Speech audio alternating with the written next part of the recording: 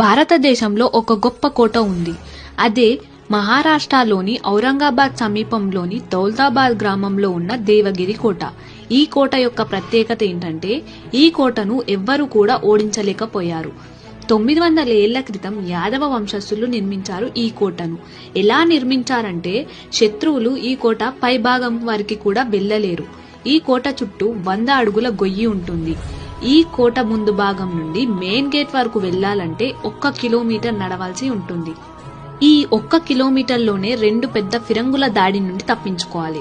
ఇక్కడ తప్పించుకున్న మధ్యలో పెద్ద పెద్ద దర్వాజాలను దాటాల్సి ఉంటుంది. ఇవి తప్పించుకున్న మధ్యలో వాగుపై బ్రిడ్జ్ ఉంటుంది. ఈ బ్రిడ్జ్ను పైకి లాగేస్తారు సైనికులు. ఈ వాగులో అత్యంత భయంకరమైన మొసళ్ళు, పాములు ఉంటాయి. ఇవన్నీ దాటుకొని వెళ్ళినా కూడా బుల్బులాయ్ అనే ఒక చీకటి గుహ ఉంటుంది. ఈ గుహలో శత్రు సైనికులు ఏమీ అర్థం కాకుండా వారినే చంపుకుంటారు. ఈ గుహలో ఒక్క వెంటిలేటర్ మాత్రమే ఉంటుంది. ఇందులో నుండి సైనికులు వేడి నీళ్లు పోసి శత్రువులను చంపి యుద్ధాన్ని ముగించేస్తారు.